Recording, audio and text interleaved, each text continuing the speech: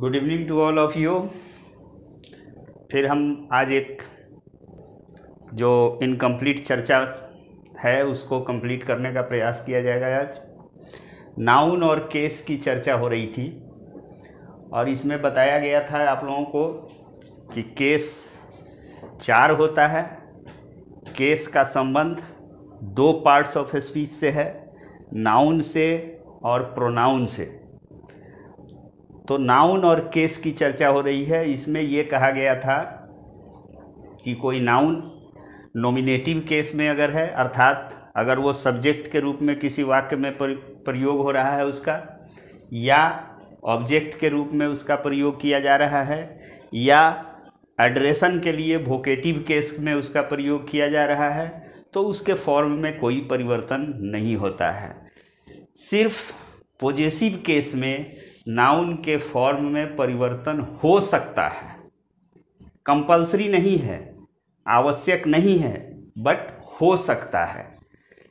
और ये भी बताया गया था कि ऑफ के प्रयोग के द्वारा आप हर जगह पोजीशन बता सकते हैं, बट दूसरा जो तरीका है पोजीशन बताने का, एपस्ट्रॉफी एस का प्रयोग या एपस्ट्रॉफी का प्रयोग, वो रेस्ट्रिक्टेड यूज उसका है, वो हर जगह नहीं हो सकता है।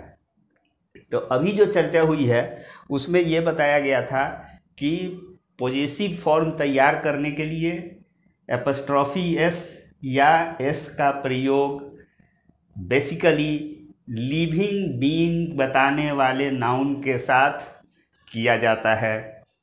इसमें हम लोग 9 पॉइंट की चर्चा लास्ट वीडियो में कर चुके हैं। आज 10वें पॉइंट की चर्चा होगी। इसके पहले एक बात मैं आप लोगों से शेयर ये करना चाह रहा हूं कि अंग्रेजी व्याकरण में कंसेप्ट क्लियर करने का कोई शॉर्टकट मेथड नहीं है। आपको अगर कंसेप्ट बनाना है तो धैर्य के साथ आपको सारे वीडियोस को देखना होगा, नोट बनाना होगा, उसको बार बार सुनना होगा। अगर आप अंग्रेजी व्याकरण वास्तव में जानना चाहते हैं, उसके बारे में क्लियर कंसेप्ट रखना चाहते हैं, तो समय आपको देना पड़ेगा। अगर वो देने के लिए तैयार हैं तो मैं आपको एश्योर कर रहा हूँ, इस बात की गारंटी है कि आपको अंग्रेजी व्याकरण से संबंधित, ग्रामर से रिलेटेड कोई भी क्वेश्चन, चाहे वो फिल इन द ब्लैंक्स आ रहा हो किसी कॉम्पिटिटिव एग्जाम में, चाहे वो एरर से रिलेटेड सवाल आ रहा हो, या क्लोज टेस्ट वगैरह जो होता है उससे रिलेटेड सवाल है, इन सारे सवालों में आपको कहीं कोई परेशानी नहीं होगी। या नरेशन चेंज करने के लिए कभी दिया जाता है, कभी वॉइस चेंज करने के लिए दिया जाता है, कभी टेंस फॉर्म का एप्रोप्रिएट यूज करने के लिए दिया जाता है। इन सारे चीज़ों में आपको परेशानी नहीं होगी, बशर्ते कि आप धैर्य से देखें, सारे वीडियोज़ को क्रोनोलॉजिकली देखिए, एक सीरीज में देखिए, तो आपका कंसेप्ट क्लियर होगा, ये मेरा दावा है। तो 10वां पॉइंट, नाउन और केस का पॉजेसिव फॉर्म बताया जा रहा है। 10वां पॉइंट, इसमें हम चर्चा कर रहे हैं compound nouns.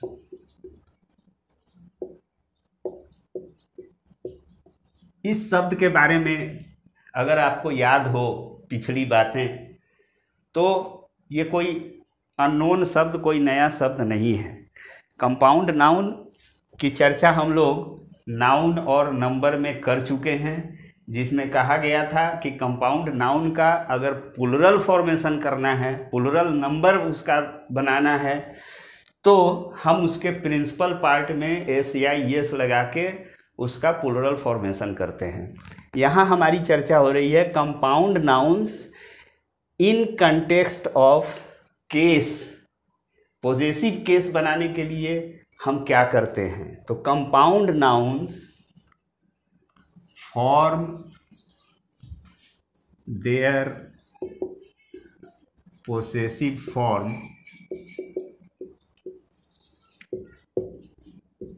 By taking apostrophe s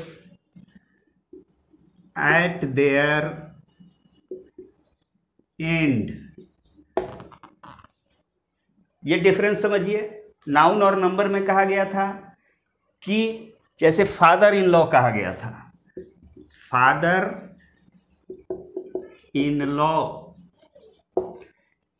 ये जब हम नंबर में इसकी बात कर रहे थे तो आप लोगों को ये बताया गया था कि जो प्रिंसिपल पार्ट इसका है फादर, इसको आप एस लगा दीजिए, ये प्लुरल हो जाएगा। मतलब फादर्स इन लॉ, ये इसका प्लुरल होगा। ये ठीक है, ये प्लुरल बनाने के लिए ये तरीका अख्तियार करेंगे। लेकिन जब हम इसका पॉजेसिव फॉर्म बनाते हैं तो उसमें हम प्रिंसिपल पार्ट नहीं देखते हैं कि प्रिंसिपल पार्ट कौन है, वो आपको नहीं देखना है। आपको क्या देखना है, इसका पॉसेसिव फॉर्म बनाना है। तो हम लिखेंगे father in laws, apostrophe S यहाँ दे देंगे, ये हो जाएगा ससुर जी का। फादर इन लॉज, यहाँ दो चार ससुर की बात हो रही है, उनकी प्लुरल फादर इन लॉ जब हम लिखते हैं मतलब दो तीन एक से ज़्यादा ससुर, चचेरा ससुर, ममेरा ससुर, फुफेरा ससुर, कुछ भी हो सकते हैं।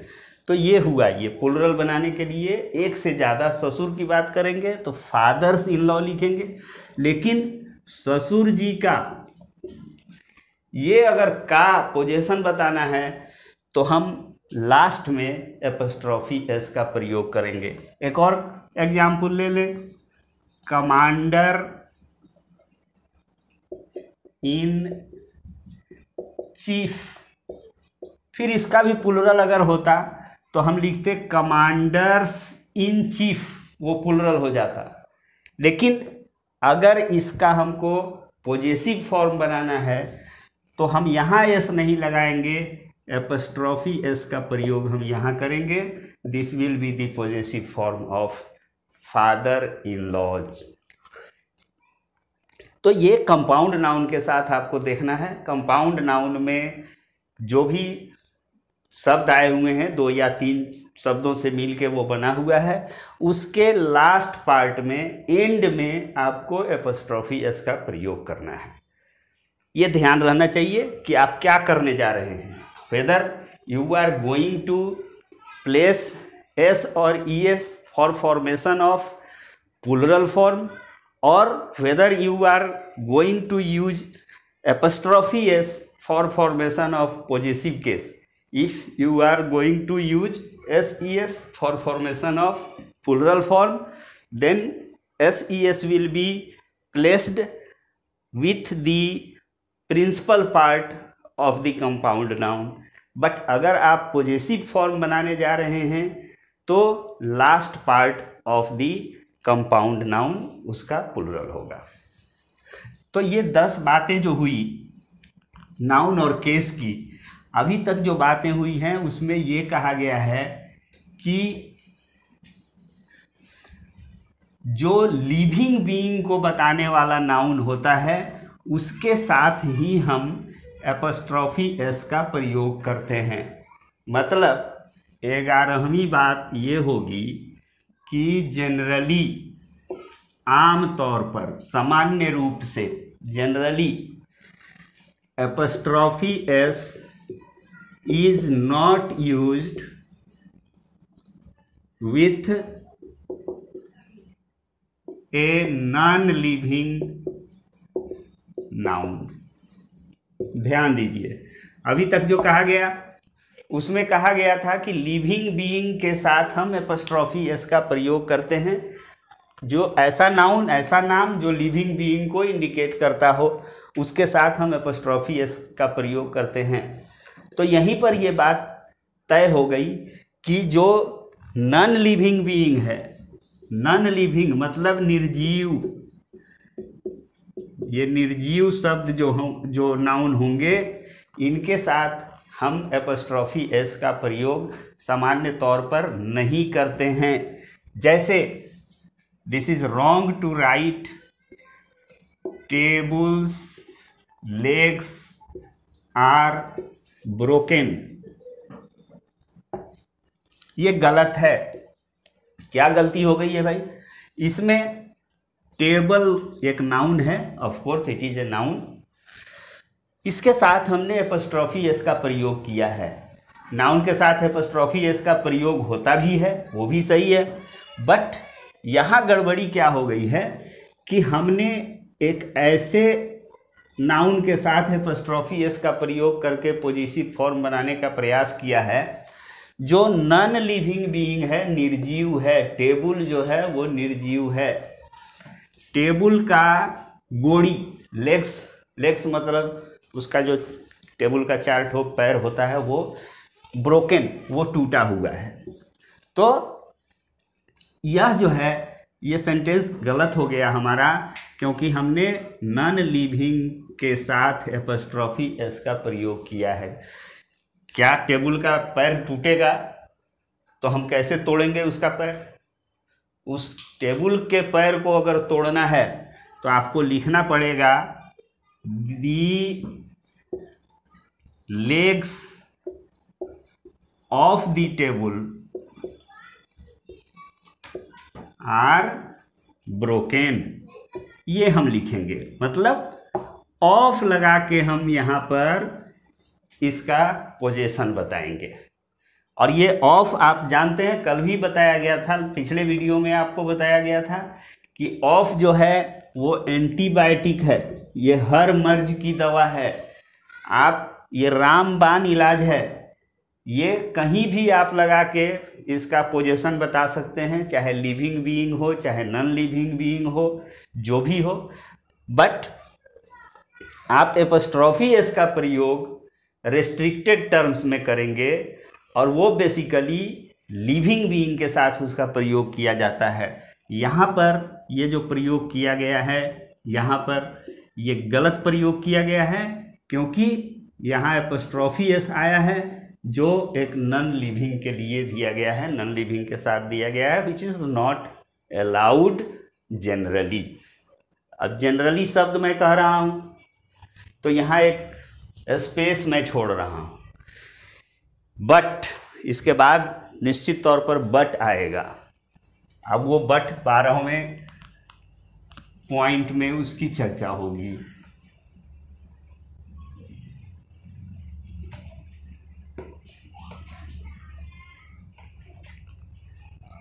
पॉइंट नंबर 12, बट इसको ध्यान दीजिए, इस पर सवाल बार बार पूछा जाता है। But when A non living being is personified, this is the catch word, this is the important word upon which you have to pay attention. Personified, it may take apostrophe s in its possessive form. भाई इस पर जरा ध्यान दीजिए, ये बड़ा महत्वपूर्ण चीज है। ये कहा गया कि अगर कोई नॉन लिविंग बीइंग पर्सोनिफाइड है, ये पर्सन है, पर्सन का मतलब क्या होता है? व्यक्ति। अब पर्सोनिफाइड का मतलब क्या हुआ? व्यक्तिकरण। मतलब किसी नॉन लिविंग को हम लिविंग के रूप में प्रेजेंट कर रहे हों। जैसे death's icy hands were approaching fast towards him. ये सेंटेंस है, इसमें हम कह रहे हैं death's icy hands were approaching APPROCHING है, approaching fast towards him, this sentence is correct. अभी इसके पहले वाले में जब टेबल का पैर टूटा था तो हमने एपस्ट्रॉफी एस के प्रयोग से मना किया था कि वहाँ मत कीजिए प्रयोग, क्योंकि वो नॉन लिविंग बीइंग है। यहाँ डेथ के साथ हमने एपस्ट्रॉफी एस का प्रयोग किया और आपसे मैं कह रहा हूँ कि दिस इज करेक्ट। तो ये तो कंफ्यूजिंग बात है, लेकिन नहीं, ऐसा नहीं है। यहाँ पर हम ये डेथ शब्द जो है, ये ऑफ कोर्स डेथ से ज़्यादा बड़ा निर्जीव दूसरा कुछ नहीं हो सकता है, लेकिन हम क्या कह रहे हैं कि डेथ का सर्द हाथ, मौत के सर्द हाथ उसकी तरफ तेजी से बढ़ रहे थे। मतलब ऐसा लग रहा है जैसे मौत को हाथ हो और वो किसी के तरफ, किसी के गर्दन की तरफ बढ़ रहा हो। मतलब यहाँ इस डेथ को हम एक पर्सन के रूप में प्रेजेंट कर रहे हैं। This is called personification. यहाँ पर डेथ जो है वो पर्सनिफाई किया गया है, पर्सनिफाइड है। और जब किसी निर्जीव चीज को हम सजीव के रूप में, चलते फिरते चीज के रूप में प्रेजेंट करते हों, तो इन दैट केस अगर उस तरह से उसका यूज किया गया है तो एपस्ट्रॉफी एस का प्रयोग उसके साथ भी अलाउड होगा।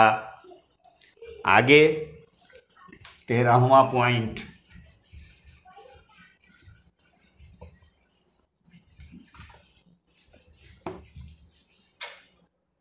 Thirteenth point, apostrophe s can also be used with the name of vehicles या ऑटोमोबाइल्स।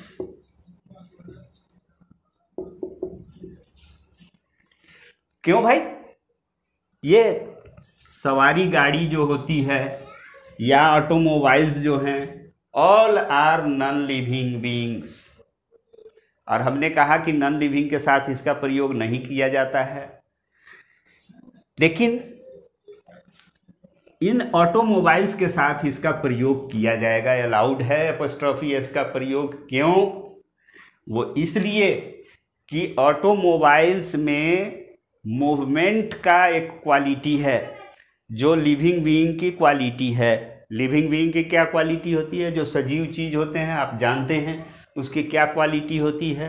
वो एक जगह से दूसरे जगह जा सकता है, वो अपने जैसा बच्चों को रिप्रोड्यूस कर सकता है, वो सांस लेता है। तो ये सारी क्वालिटीज जो हैं वो लिविंग बीइंग्स की है।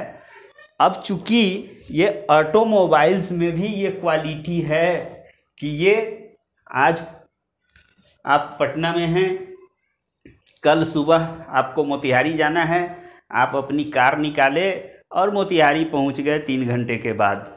तो ये क्या हुआ? मूवमेंट हुआ, और ये मूवमेंट लिविंग बीइंग की क्वालिटी है। देयरफॉर हम ऑटोमोबाइल्स के साथ, व्हीकल्स के नाम के साथ एपस्ट्रॉफी एस का प्रयोग करने के लिए अधिकृत हो जाते हैं, हमको परमिशन मिल जाता है। जैसे हम कहें कि cars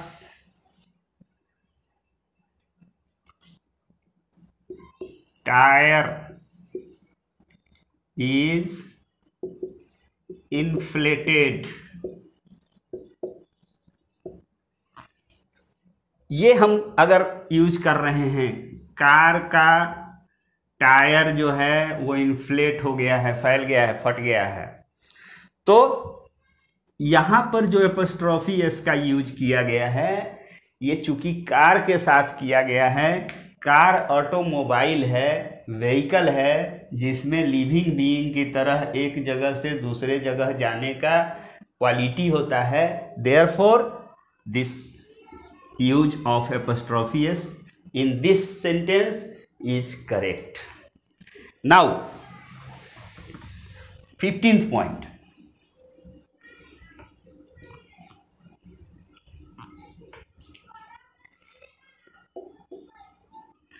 apostrophe s is also used with the name of country.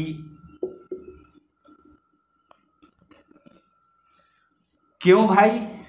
Because a country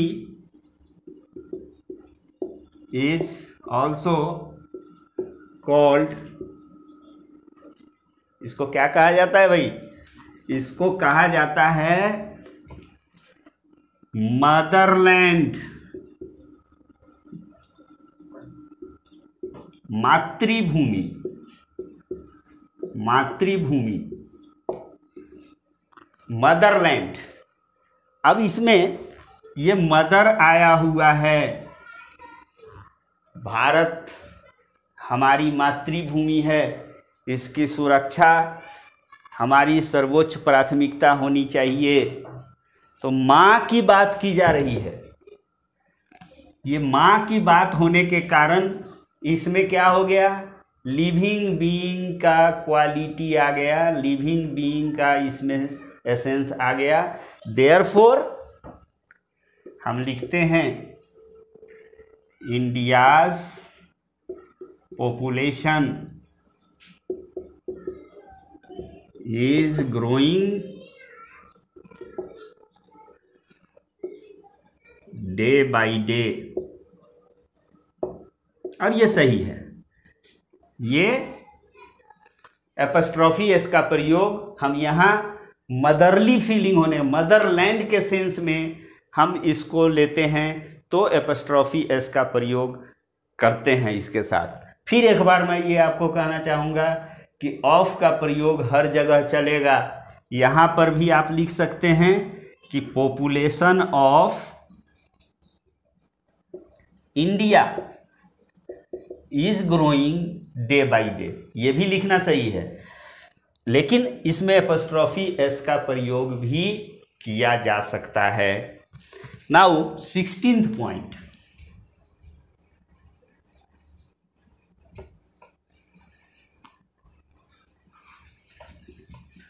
बहुत सारे जगह पर आप देखते होइएगा कि everyone, no one, anyone, someone, someone else,